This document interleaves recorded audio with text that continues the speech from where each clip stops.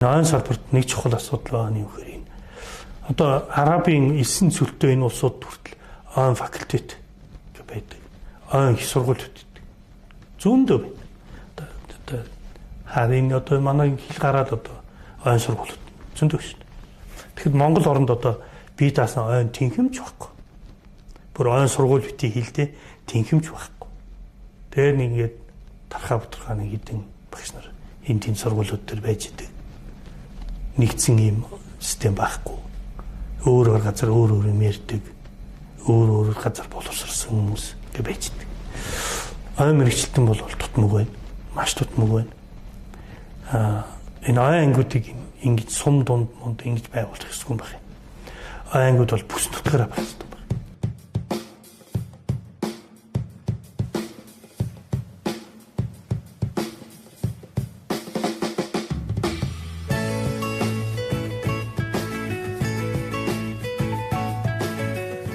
За би Монгол Улсын их сургуулийн профессор, ойн судлалын ухааны доктор Баатар Бэлэг гэж хүн байна. За энэ мэргэжлийг эзэмшээд ойн судалгаа хийгээд 40 гаруй жил болж байна. Тэгээ энэ цэвэр усны гол их өсвөр маань Хинтийн нуруунд байна. Тэр нөгөө түрүүний ярьсан усны их нь ой гэхээр тэр ой сайн байвал ус сайн байна. Ус сайн байхаар одоо цэвэр усны нөөц сайжрахаар амьдралд бий болж байна л гэсэн. Энэ санаа. Энэ бол одоо манай Хинтийн нурууны ойн хамгийн чухал ач холбогдол. Тэгэхээр одоо ингээд Улаанбаатар хот буюу Монгол улсын нийслэл 1.5 сая хүн болвол өдөр тутмынх нь усны хэрэгцээ чинь одоо цэвэр усны нөөц одоо энэ эндээс бий болж байна л гэсэн. Дараагийн нэг юм нь болохоор температур. Хүйтэн дулаан өвөл зун гэдэг ингээ хавар намар дөрөв үйлрэлээр ингээ өөрчлөгдөж байгаа. Тэр бол бас юм одоо ямар нэг юм хэлбэлцэлтэй. Тэгээ тэр хэлбэлцлийн нь бол нарийн судлаад ахаар давтамж байж таарч байна. Тэгээ энэ давтамжийг бий бол одоо нэг хоёр зүйл байна гэд яриад байна. Эхнийх нь бол энэ сарны идэвхжил. Яг бид нар бол 12 сар гэж яриад. Тэгээ сар бол ингээ 11.4 жилээр ингээ их идэвхтэй идэвхгүйгээр ингээ 12 жилээр давтагч идэг. Тэгээ монголчууд тэрийг бас 12 жил болгоцсон. 12 жил 5 удаа давтагтаараа 60 болоод ингэ явж байна. Бусад газрууд одоо 100-аар ярьж байна тий. За нэг ийм тэрнээс хамаардаг нэг юм байна. Нөгөөх нь бол нарны идэвхжил байна. Тэр Монгол орны хэмжээнд бол яа гэхээр энэ модны цагирийн 7-800 жил 1000 жилийн урсны өсөлтийнх нь их бага энэ судалж байгаад хэмжиж үзээд нэг юм график гаргаж авч байгаа. Тэрийг тоон жилжүүлээд тэр тоогоор нь математикийн одоо загвар бодоод тэгээд за Монгол орны төтөлсөөр 3-4 жилийн хугацаатай гангийн давтагдал болд юм байна. За энэ бол бүс нутгийн хэмжээнд байт юм байна. Баруун талд 4 жил ган болвол зүүн талд өнтөө байна. Дараа нь төвийн бүстэн гэдэг ган бол 4 жилээр ингэ шилжиж ит юм байна.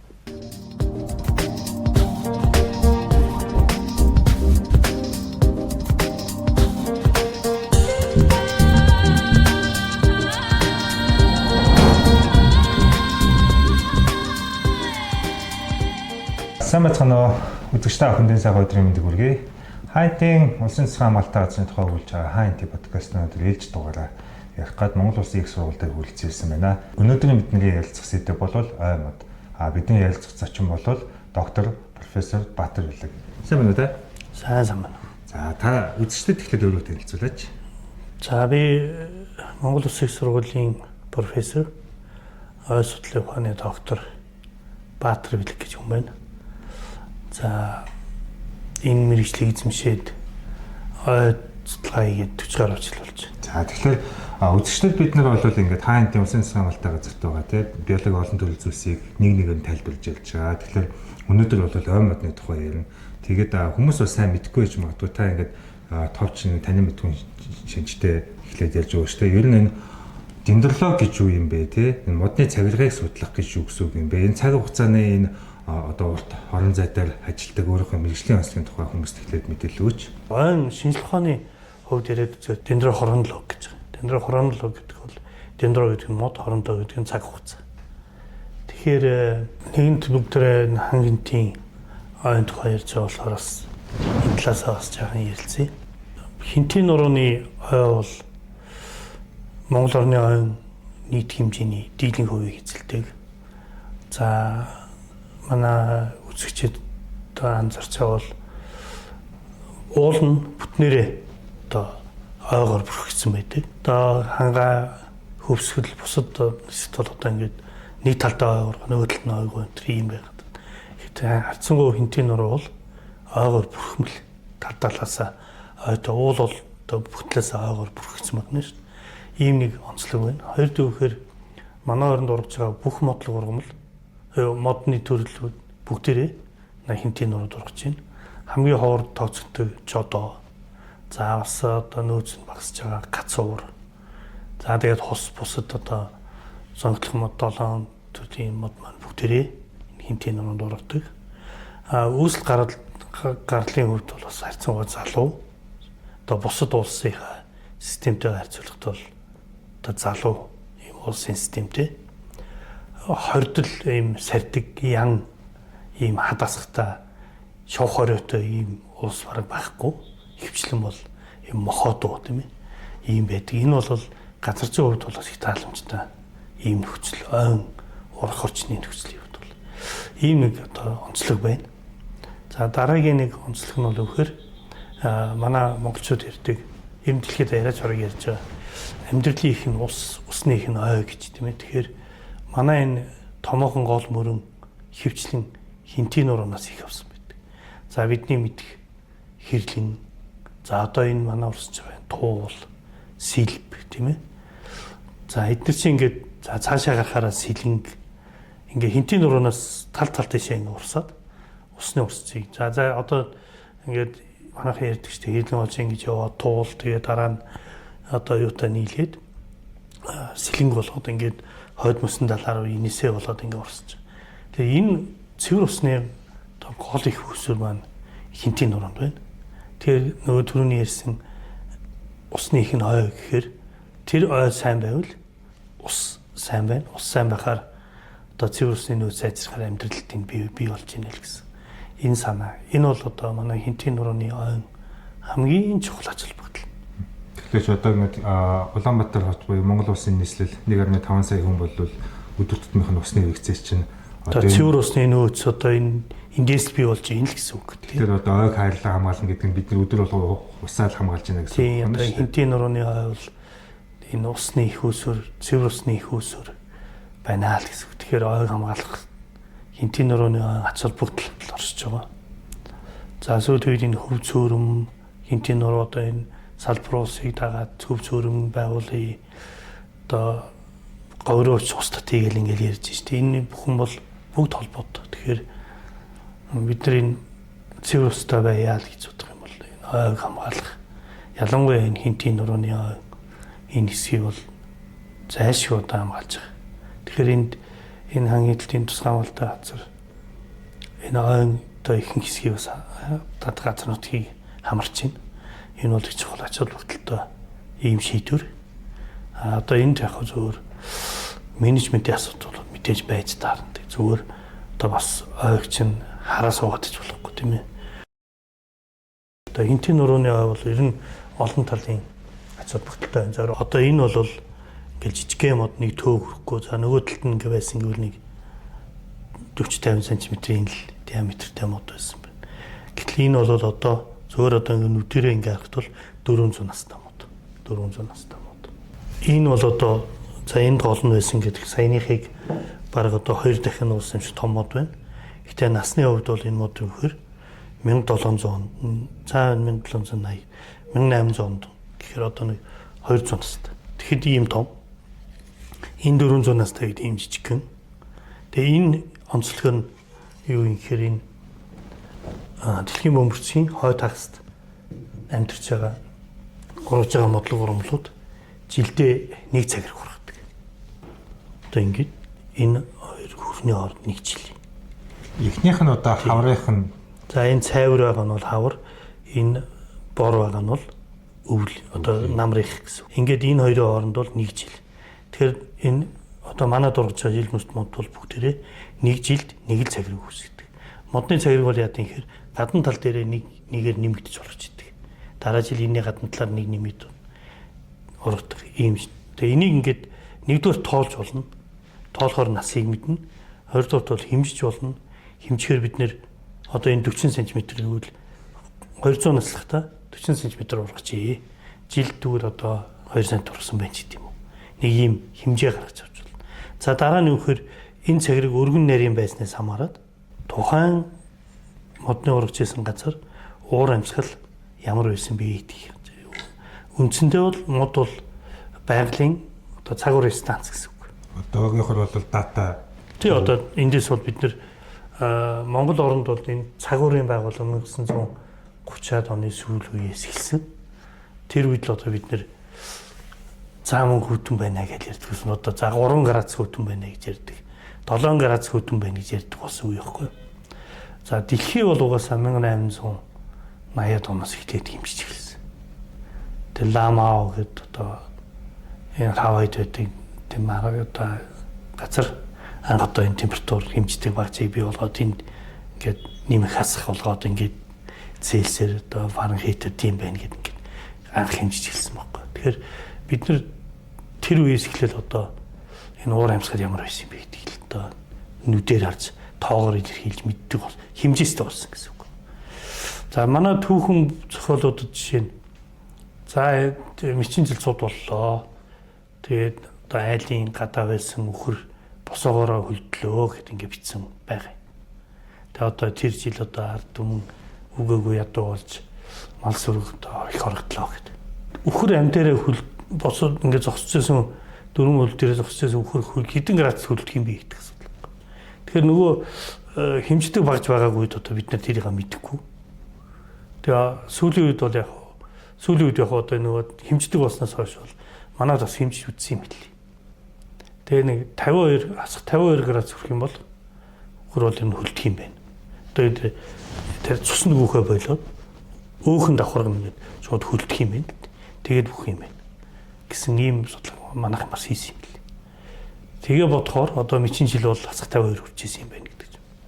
За 40 он гэхэд ингээд станцууд байгуулагдаад Монголд одоо ингээд өвөл цун, хавар намар ингээд өглөө орой гэдэг ингээд температурыг хэмждэг болохоор 40 оноос өнөөдрийг хүртэл бид нэр цагуурын багцаар хэмжсэн одоо уур амьсгалын түүх биднэрт байна.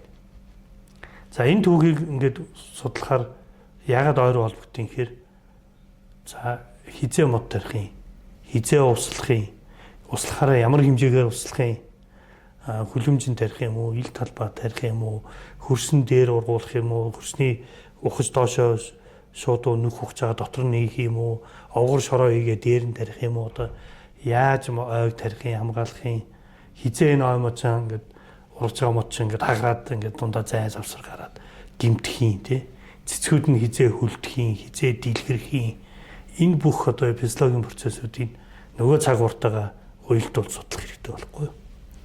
Ингээд 40 оноос эхлээд өнөөдрийн хүртэл цагуурын дата дээр ажиллаад ингээд хийж болж байгаа. Гэтэл энэ байгалийн аливаа зүйл чинь бол давтагдaltaй. Бүх юм давтагдaltaй. За давтагдлыг бий болгодог 2-3 үндсэн шалтгаанууд. Нэгдүгээр түүхээр энэ байгалийн одоо тундас гэдэг нь одоо ур бороо цас өвлийн зууны тундас. Энэ тундасны их баг энэ бол давтагдчихдаг. Тэгээ байгалийн үзэгдэл. Дараагийн нэг юм нь болохоор температур. Хүйтэн дулаан өвөл зун гэдэг ингээ хавар намар дөрөв үйлрэлээр ингээ өөрчлөгдөж байгаа. Тэр бол бас юм ямар нэг юм хэлбэлцэлтэй. Тэгээ тэр хэлбэлцтийг нь бол нарийн судлаад ахаар давтамж байж таарч байна. Тэгээ энэ давтамжийг бий болгоод нэг хоёр зүйл байна гэд яриад байна. Эхнийх нь бол энэ сарны идэвхжил. Яг бид нар бол 12 сар гэж яриад. Тэгээ сар бол ингээ 11.4 жилээр ингээ их идэвхтэй идэвхгүйгээр ингээ 12 жилээр давтагч идэг. Тэгээ монголчууд тэрийг бас 12 жил болгоцсон байна. 12 жил 5 удаа давтагтаараа 60 болоод ингээ явж. Бусад газрууд одоо 100-аар ярьж байна тий. За нэг ийм тэрнээс хамаардаг нэг юм байна. Нөгөөх нь бол нарны идэвхжил байна. Нар бол одоо 22 орчим жилийн давтагдaltaй. Тэгээ нар бол идэвхтэй нөгөө наран дээр байдаг хар толбон их баг болдог гэл ингээд бид нар зөндөл одоо сонсч ирсэн хичээлүүдээр 10 жилийн сургуульд заадаг тий. Тэгэхээр идэвхтэй идэхгүй 2 жил ингээ нийлээд ирэхээр 20 хэдэн жил болоод. Энэ хоёр давтагдлаас л ер нь ихэнх юмны зүй тогтол бий болж байна. За давтагдал байт юм бол одоо уур амьсгалын өөрчлөлт энэ одоо болоод байгаа энэ дулаарлалч одоо яах юм? Давтагдлын нэг одоо орой пик нь явж байгаа юм уу? Эсвэл одоо ингээд бүр одоо хүч хөрхөө болоод ингээд нэмэгдээд байгаа юм уу гэдэг асуулт энэ гарч байгаа юм л да. Хоккейн цохор мод гэдэг нэг юм тахир мод. Тэр сүүлийн үеийн дулаарлаг бол ингээ хоккейн мод ингээ босоо орон тавьчихаар эндээ юм өргөн тэг ингээ нарийсаа дээш юм болчихж байгаа. Тэр хүмүүс тэлтийг зүүрлж байгаа юм л да. Хоккейн стик мод шиг ийм дулаал бий болж байна. Огцом дээш ингээ явчих. Энд бол ингээ өргөн мөртл ингээ нэг хэсэгт байгаадсан бохоо. Жаахан өксөөл ингээл буугаал ингээд байсан. Тэгэхээр одоо бол ингээ явчлаа гэдэг. Ингээд энэ 80-ад оны сүүл 90-ад оны ихээр одоо огцом хэрэгтэй. Тэгээд энэ дэлхийн дулаарлын тухай ярьж эхлэхгүй. За үнэхээр одоо нарны идэвхжил нэмэгдсэн. Тэр давтагдлууд өөрчлөгдөж байна. За дээр нь нэг энэ галтуулын дэлбэрэлтүүд одоо том хэмжээний тийм мега дэлбэрэлтүүд болохоор бас тэр хэлбэлтүүд өөрчлөгдөх тал бий. Гэхдээ тэр бол одоо мянганаар одоо хэдэн 10 мянганаар яригдах асуудал тийм ээ.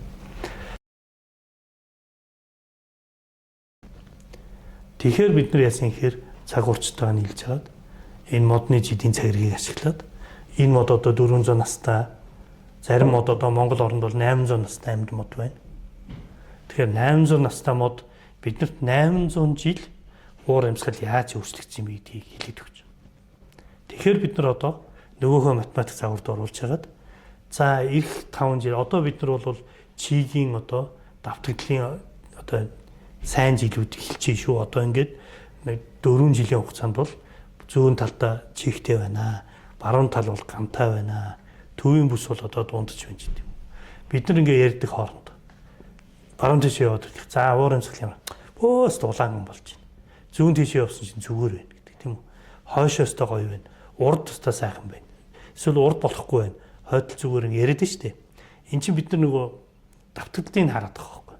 Тэгэхээр Монгол орны хэмжээнд бол яа гэхээр энэ модны цагирийн 7-800 жил, 1000 жилийн ургасан энэ өсөлтийнх нь их бага энэ судалж агаад хэмжиж үзээд нэм график гаргаж авч байгаа. Тэрийг тоон шилжүүлээд тэр тоогоор нь математикийн одоо загвар бодоод тэгээд за Монгол орны нутаг зөвтөр 3-4 жилийн хугацаатай гангийн давтагдал болд юм байна. За энэ бол бүс нутгийн хэмжээнд байт юм байна. Баруун талд 4 жил ган болвол зүүн талд өнтөө байна. Дараа нь төвийн бүсд ингээд ган бол 4 жилээр ингээд шилжиж ит юм байна гэсэн ийм нэг юм гаргаж болж байгаа. Дараа нь үхэр за улсын хэмжээнд бүр улсаараа гантай байх үе байна. Тэр нь бол нөгөө 11 хэдэн жилийн давтагдaltaа. Ерөнхийдөө 12 жилийн төвчлөлтэй жил. Тэр нь ингээд нөгөөдөлтөө уйж үзэж байгаа. Ер нь бол ойролцоо тусна. Тэгэхээр бид нар бол нэг 12 жилдээ нэг удаа зудтай байдаг. Нөгөө бичин жил өнтөө байдаг. Нөгөө хонин жил. За одоо энэ морь жил сайхан гэж хүмүүс ярьж байгаа адилхан байхгүй.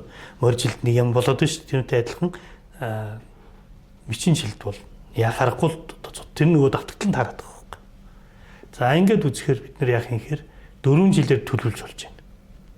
Сая одоо 4 жил бол энэ зүүн тал бол маш сайхан чихтэй байна. За та сая ингээд төмрийн давтамжийн тухай ярьлаа. Би ингээд судалгааны ажлууд харж байгаад ингэж байна. Ер нь бол 1700-аад оноос хойш те 1900 оноод хүртэл гарсан төмрийн тоон бол одоо хатсангуй бага одоо энэ цагиргын тооцоонд гарсан байна. Гэтэл 90 оноос хойш төмрийн тоо бол их байна. Жишээлбэл одоо энэ 1996 онд гэхэд те 410 гаруй удаагийн төмөр гарч нийт 10 саяга талбай шатсан гэдэг энэ Монгол улсад бас нэлээд том тохиол авчирсан төмөр болтой юм байна. Дараа нь 2006-аас 2009 оны хооронд энэ их гарч ирсэн байна те. Тэгэхээр энэ бол нөгөө нэг уур амьсгалын өөрчлөлтөөс гадна хүмүүс бидний нөгөө нэг хариуцлагатай холбоотой асуудлууд их орж ирсэн байна уу гэж бол надад санагдсан л да. Та энэ тал дээр хэлж өгөөч. Тэгээд ер нь бол төмөр гарснараа ойд тий ямар одоо ингэж эргэлтгүй одоо томоохон өөрчлөлтүүд оруулдаг юм бэ? Ер нь Монгол оронд бол 1980-ад оны ихэнх үеэс эхлээд энэ дулаарлал мэдчихсэн байна. Тэр үед бид нэр дэлхийн дулаарлал гэдэг ойлголт бол байхгүй. Нэг сайн мэддэггүй байж. Тэгээд эхлээд энэ дулаарлал бий болохоор яа гэхээр их сайн өр нөлөөнүүд үзүүлдэг.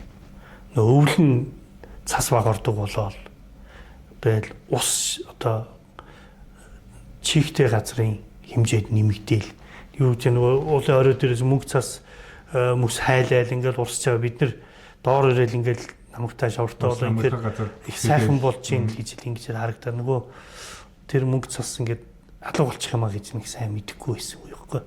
Ер нь дэлхийн нийтрээсийн уур амьсгалын өөрчлөлтийг бол тэр үеэс л яг ярьж эхэлсэн. Бүр зарим одоо хүмүүсийн бүр уур амьсгалын өөрчлөлт сайн гэж хүрт одоо бичсэн өгүүлбэрүүд байдаг. Тэгээ бид нар тэр үед нь байсан юм. Одоо яг ингээд мэдж эхэлж ийж л. Тэгээд 90 он өнгөрөөд ирэхээр яасан хэр нөгөө дулаарч байна. Муу нөлөөг үзүүлж эхлэхгүй. Нөгөө хайлдаг мөсөн тэр дууссан.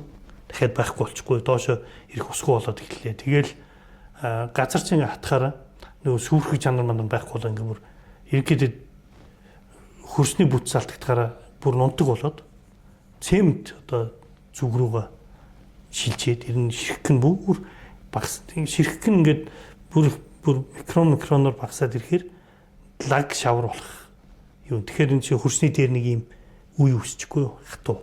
Амьсгалахгүй. Тэгээ одоо ингээд бүгдийн бариад доороос зэм гардуу дээш хэж явдаг ингээд ус бороо шууд урсаа явчихдаг. Доош ойрын гэдэг ингээд ийм үеийн давхруудын одоо энэ манай хөөрэ хэрэг бүсүүдээс эхлээл тэгэл аажмаар нөгөө ойргоо яваал. Тэгээ ерөнхийдөө ингээ хуурайслын жилүүд эхлэхээр нэгдүгээр юу яаж нэхэр жижиг моднууд бүр өсвөр жижиг моднууд хатчихж байгаа. Дээш урахаа л хатчихж байна. За дээрэс нь нөхөр одоо том моднууд нь болохоор хатсан мөчр жилмүсийн тоо нэмэгдээд ингээд хуурайшаад ирэхээр ерөнхийдөө хой маань түлээ болж эхлэхгүй. Одоо чөтөн зургаал тавихт бол асгаар одоо айлын гадаа хураад бидний өвл одоо хатаагаал бэлддэг түлээ шиг ингээд өөрөө ингээд хатаад бэлэн болоод эхэлж байгаа. Дээр нь энэ манай ойн хуулинд төмөрч чадсан ойг цэвэрлэх маягаар одоо хэрэглээний мод материал бэлтгэх боломж нь нээлттэй байсан байхгүй. Тэгэхээр хүмүүс бол тэрийг ашигласан. Хуурайсл бий болсон. Хяналт суулгарсан. За мод материалыг гадагшаа гаргах боломжтой байсан. Энэ бүх юм бүрдээд 9 шидэн бүрдэн гэдэг шиг юм болохгүй. Тэгэл одоо модоо багтал төмөр гараад эхэлсэн. Төмөр шатсан модыг авах эрх нээлттэй байсан. Тэгээд авсан гадагшаа гаргах эрх нээлттэй байсан. Ингээл эхэлсэн. Энэний дараа бол яасан гэхээр аяндаа шатахад бэлэн байгаа модыг зориуд шатаж эхэлсэн. Модыг авахын тулд. Ингээл нэг бах юм болоод тэр төмөрийн давтагтууд нэмэгдэж байгаа. Энд хүний нөлөөтэй төмөрийн тоо бүр ихсэж байгаа. За 2014 он тэр 3-8 онд нэлээд бол 8-9 онд бол баг улстай яриа шатсан. 14 он нэг үед санаж ин одоо талбай дээр хүмүүс хүртэл цуглаад хандив цуглуулад төмөрт явцгаалаа шүү дээ бид нар чинь. Улстай яриа. Энд чинь хээр ой бүгд шатсан. Тэр нь бол нөгөө миний ярьж байгаа мега одоо хуурайшил нөгөө 12 жилд нэг давтагддаг. Тэр давтагтал нь яг хүрээдрэхгүй. Тэгээл хэрэгсээ усан хэмжээд нэг өдөр 300 газар төмөрсөж жилээ шүү дээ. Багш би энэ дээр яг нэг юм санаж байна. Тэр үед нөгөө нэг үүлэн нөлөөлдөг нохрын шим гэдэг экспедиц үүдэг тийм. Тэр хэд маа нөгөө пуучин бодох гэсэн чинь хүмүүс одоо төмөр бодсон пуучингаа бодооч гэсэн чинь манай үед пуучин байдгүй. Тэгээ яасан бэ гэсэн чинь усын цэцүү 500 пуучингийн мөнгө тавиад өгсөн. Тэгээ хятадуудаас нэг 500 пуучин авъя гэсэн чинь бид нэг 1000-аас хойш өгөхгүй гээд. Тэгээ яг 2015 оны тэр төмөртэй жил бол бид нар жишээлбэл пуучингоо байж ах жишээ. Тэгээд нөгөө 2008 онд энэ одоо жишээлбэл энэ агаарт өвлөнд байгаа хурд шигийг одоо тандан мэддэг хоёр ширхэг нис хонгоцны төсөв 1.5 тэрбум төгрөгөөр хэрэгтэй байна гэж тавьсан байсан нь тэр 7 жилийн турш одоо шийдээгүй байж байгаа.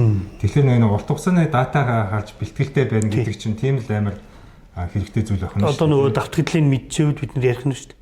За одоо хуурайс эхэллээ шүү. Одоо 4 жил ирээсээ одоо төмөр ихсэх юм байна. Үр тариа багасах юм байна. Одоо төлөв малын хоргол ихсэх юм байна. За одоо ингээхийн тулд яг нөгөө онцгой байдлынх нь нөгөө манай онцгой байдал ч одоо нөгөө нөөц мөөцөө бүрдүүлэх байх тий. Пуужингийнхаа тоог нэмэгдүүлэх одоо аратрынхаа тий тэлэх хэмжээг өсгөх байх юм. Юу вэ? Энийг л авч хэрэгжүүлэхгүй. Энэ манай энэ уур амьсгалын өөрчлөлтийн давтагдлын энэ судалгаа бол энэ онцгой байдал энэ манай ер нь бол энэ эдийн засгийн яам тийм ээ төлөвлөлтийнхэн энэ хүмүүс маш их чухал.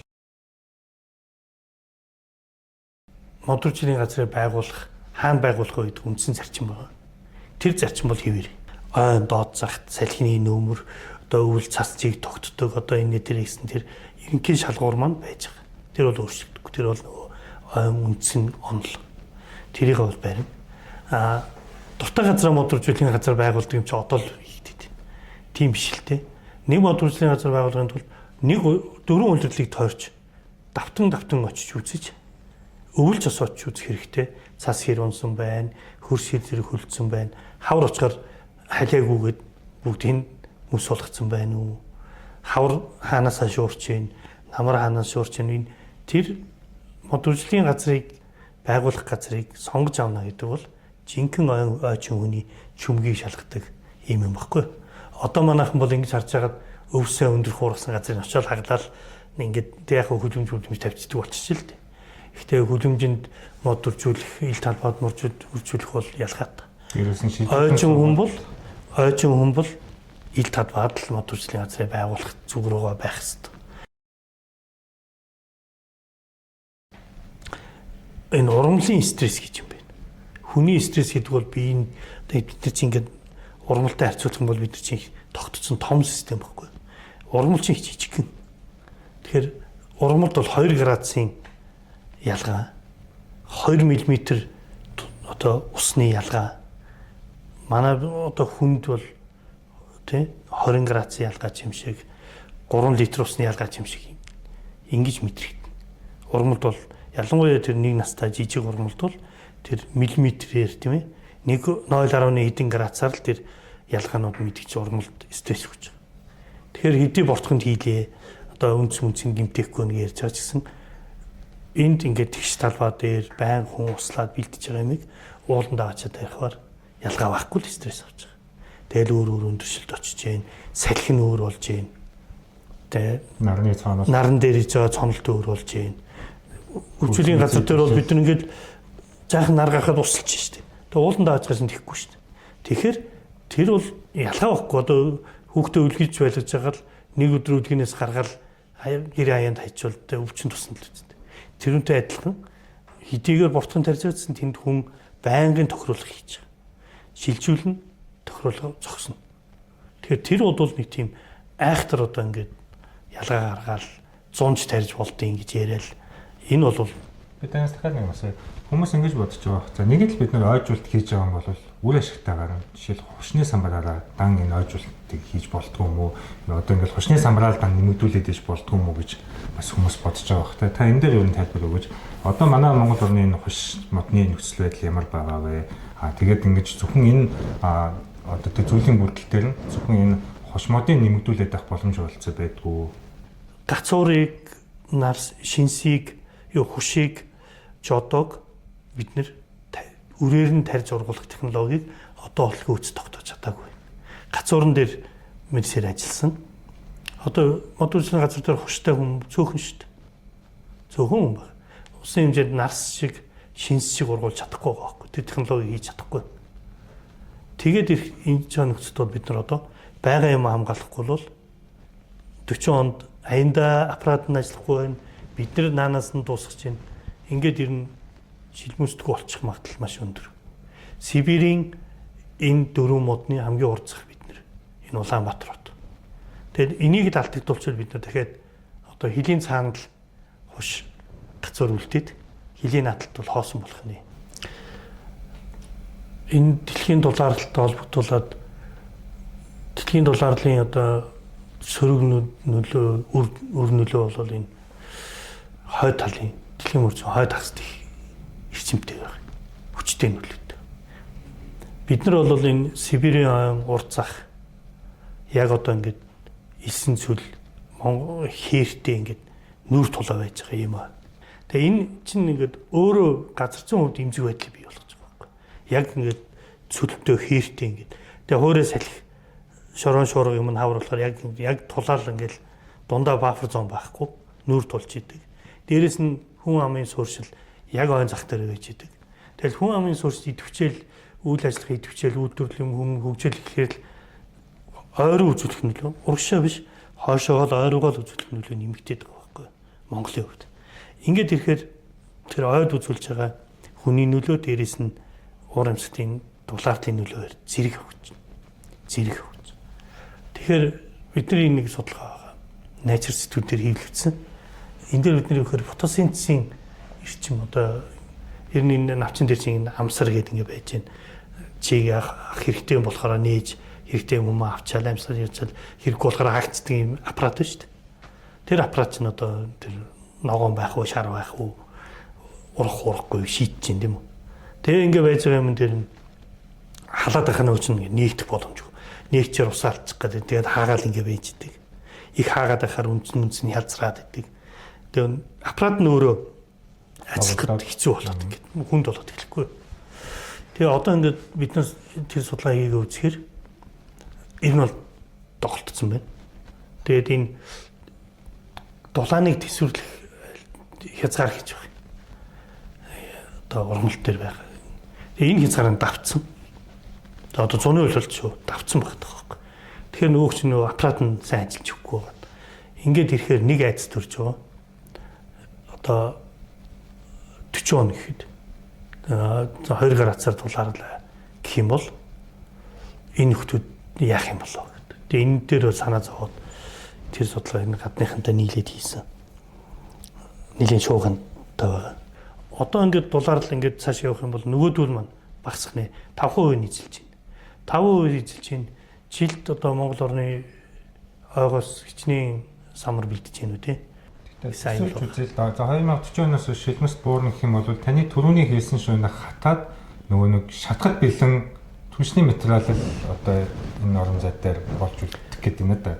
Тийм босон хатсан мод гэдэг нь босон хатсан мод гэдэг юм шүү дээ тий. Ой биш одоо босон хатсан модны тэгэл дуртайгаа заяан гоохот л тэр чинь тий хоёр мод хоорондоо хавирхтал одоо яасан л гэсэн үг. Энэ бол тийм л ингээ хэрвээ энэ самартай холбоотой менежментийг зөв явуулахгүй бол ерөөсөө үндсэн оёо тэр чигээр нь галан материал болох хэвсэлтэй юм шүү дээ. Нэг ийм л юм байгаа юм. Одоо самрыг хизээ бид нэр ингэж үйлдвэрлэлийн зорилт хийхээр тэр хүмүүс одоо 90 ард дээр одоо хинч бай сонирхож байгаа юм бол өөрөө самрын модыг тариад гаагаар нь одоо хідэн гаагаар нь тариад тэгээд 30 нас хүрэхээр нь самрын төвж авч ашигладаг энэ аж ахуйн систем рүү явах хэрэгтэй байхгүй. Манай урд улс бол ер нь бол хийчихсэн шүү. Одоо ер нь бол тэр шүү дээ. Европ жалгаа байхгүй, Америк жалгаа байхгүй.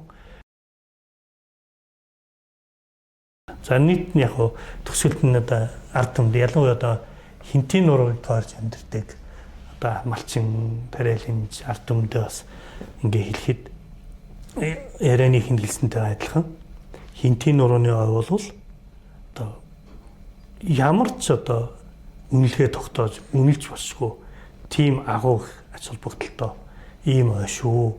Тэр том гол мөрөн одоо туу сэл хэрдийн хинти сэлэнг энэ том гол мөрнүүд энэ цэвэр усны 80-90% эзэлж байгаа. Энэ бүх юмыг бий болгодог энэ амьдралыг тэтгэдэг усыг бий болгож байгаа чандан эрд нь бол энэ ой байгаа шүү. Тэгээ та бүхэн өөрийнхөө нутаг орон байгаа орчныхаа энэ ойг бас олон үе будмаараа хамгаалж ирсэн. Одоо ийм сайхан авч үлдсэн байгаа шүү дээ. Тэгээ энэ хിവэр нас авч үлдээд хөв нэмрээ оруулаараа. Тэр нэг хатсан нэг мөчрийг хуглаад хаях тийм ээ. Нэг удаа тоншоод үрийг ингээд цацчих. Нэг хоёр шуудаад самар авах гэсэн бол нэг шуудааг нь үлдээгээд нэгийг нь аваад явах. Энэ бүхэн чинь бол та бүхний энэ хинтийн нурууны ойг хамгаалах ажил үйлстэй оруулж байгаа хөв нэмэр шүү. Хүний тус ерөөсөө багтахгүй. Үнэхээр багтахгүй. Хоёр мод авах гэсэн бол за яах вэ? Түлээ жаахан бахан түлээд үлчээ та нэг нь үлдээчээ дараа жил авчийгээд ингээл орхио нэг мод орхио явахт л одоо хөв нэмэр нэг боргоцоо үлдээхэд бол энэний цаана 54-өөс 100 ширхэг үр 100 мод гарах үрийг үлд ганцхан боргоцоо үлдээхэд 50 мод ургах юм бол цаг үлдээж байгаа шүү. Түүгээ явж байгаа самарнаасаа эвтэйхэн чихтэй айтайхан газар байвал ганц атгыг тэнд ингээд асгачаад явчихжээвэл магадгүй 2 жилийн дараа очих чинь 10 мод болсон ч байж магадгүй тийм ээ. Энэ Тэгэл ой хамгаална гэхээр заавал буудаа хувцастай үнэмлэхтэй байгаад л мор мотоциклээр хүнтэй хөөцөлтөөр явах биш. Энэ саяны ярьсан болгон ч л одоо ой хамгаалахад хөв нэмэр оруулах юм шүү. Тэгээ та бүхэнд бас энэ хинтийнхаа нуруу хамгааж хадгалж үлддэг энэ сайхан уламжлалаа авч тээж явж байгаасаа гэж хүсэж байгаа шүү. За баярлалаа агшаа. За тэгэхээр үзэгчтэй манай хаантай усан засгийн хамгаалалтаа газар бол 1.7 сая га газар те үүний бол 90 гаруй хувь нь бол ой эзэлж байгаа. Тэгэхээр бид нэ хаантайг хамгаална гэдэг нь бас хаантайхаа ойг хамгаалах тухайн асуудал байх нэ. Тэгээд ойтой холбоотой олон одоо чиглэлээр та бүхэн бас дотроо нэгийг бодож хоёрыг тунгаасан баха гэж бодож байна. Тэгээд анхаарал хандуулсан та бүхэнд баярлалаа. Бидний ярилцлага дараагийн өөр нэгэн мэргэжилтэнтэй уулзч үргэлжлэх болно. Баярлалаа. Таны ажилд амжилт хүсье. Баярлалаа. За баярлалаа.